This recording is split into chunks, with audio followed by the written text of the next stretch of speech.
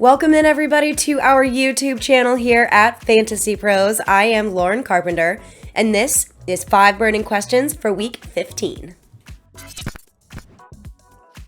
Number 5. Would Chase Claypool be a wide receiver 1 with better quarterback play? Now, yards per route run is a great metric when we want to evaluate wide receivers. And this year so far, number 1, 2, and 3 are Cooper Kupp, Devontae Adams, and Deebo Samuel. That makes sense, they're doing really well. But surprisingly, number 13 is Chase Claypool. Claypool was an exciting breakout choice entering his sophomore season. He scored a whopping 11 touchdowns as a rookie. A downfield playmaker who was consistently utilized at the goal line, Claypool certainly checked a lot of boxes entering the 2021 season. We now know what the downside was and still is. It's the presence of Ben Roethlisberger. Through 14 games, Big Ben ranks 24th in EPA per play and 25th in CPOE. He hasn't been good, let's just put it that way. Claypool is also dealing with some serious in-house target competition from Deontay Johnson. While that lowers his ceiling to an extent, Claypool still has been targeted on a strong 22% of his routes this season.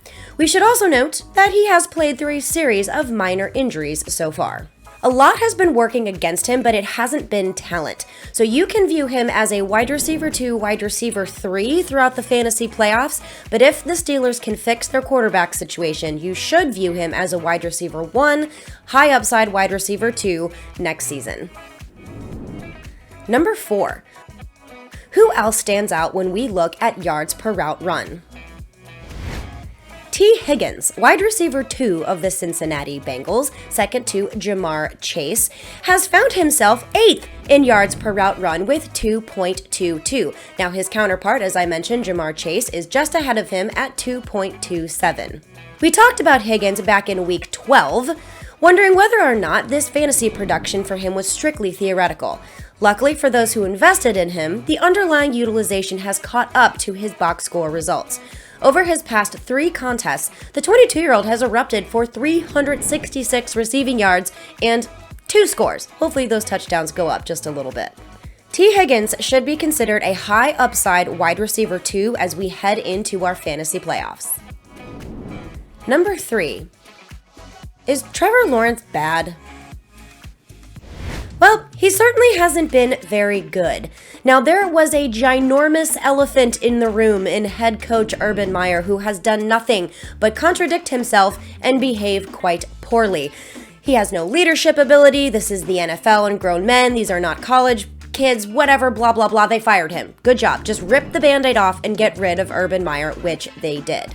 Lawrence has been wildly inaccurate aside from the whole Urban Meyer situation, but it is difficult to be on point when you constantly have to thread the needle on every dropback. Still, for fantasy purposes, you likely aren't starting Trevor Lawrence. However, what do we do with the surrounding pieces? Now that Urban Meyer has been fired, there is opportunity for the offense to take a step forward instead of constantly taking steps backward.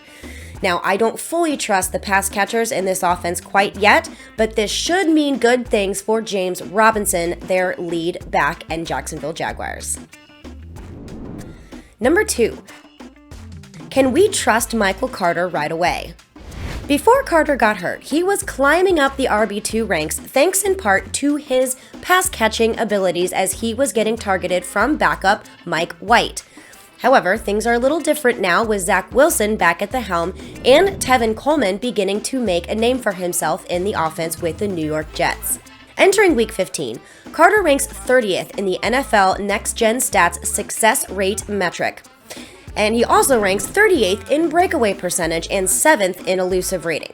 What these advanced stats tell us is that relative to his other attributes, Carter has yet to show the ability to break off explosive runs, but he has been reasonably efficient and is quite impressive at breaking and avoiding tackles. Carter isn't an elite running back as a rookie just yet, but he has played well, and that elusive rating gives us reason for optimism moving forward. However, we need to temper our expectations when it comes to what is reasonable for Michael Carter moving forward, especially in the fantasy playoffs. Tevin Coleman was dealing with a concussion, but we're not exactly sure of his status for Week 15, but there's also Ty Johnson, who is in the backfield as well. It's likely that the Jets are going to utilize a running back by committee approach. However, Carter is talented enough to be able to pull away from the pack, and he should be considered a low-end RB2. Number 1. Is Hunter Renfrow a wide receiver 1 moving forward? Without fail, every week I get this question about whether or not someone should start Hunter Renfrow. With Darren Waller sidelined recently, he has been explosive in his usage, and Derek Carr has been looking for him like he has done all season long. Now the question is, with Darren Waller's return, what are we going to do about Hunter Renfrow? He's had a whopping 24 targets over his past 2 games, and he has hauled in 22 of them for 219 yards and a touchdown. That's called efficiency combined with volume, which we love in fantasy football. Since the Raiders' Week 8 bye, Renfrow has either scored a touchdown or topped 100 receiving yards in 5 out of those 6 games. And as I mentioned, the question becomes how trustworthy will he be during the fantasy playoffs? For starters, Renfrow's immediate outlook is increased with Waller sidelined. Renfrow's route percentage has spiked to over 95% in both games without Darren Waller. Not only is Renfrow dominating routes lately, but check down king Derek Carr is targeting him aggressively as usual. Renfrow's 6.2 average depth of target for the season meshes with Carr's short targets over the middle of the field philosophy. Even when Darren Waller returns, you should still be able to play Hunter Renfrow confidently as a wide receiver 2 throughout the fantasy playoffs. And that's all you have from me. Again, I am Lauren Carpenter. You can find me on social media at StepMomLauren, and make sure that you are following us here at FantasyPros at FantasyPros. Make sure you check out this weekly piece from Brendan Tuma. He does an excellent job with these. There is a wonderful graphic that really shows a little bit more about how Trevor Lawrence is doing in that Jaguars offense compared to the quarterbacks around. He has a ton of other information in these articles as well. Make sure you check it out. It's on our website, FantasyPros.com. Also, make sure you are subscribed to our YouTube channel here at FantasyPros so you don't miss out on any of the content that we bring to you every single day. We have a ton of excellent content creators, and they're putting out this information just for you. Good luck in Week 15.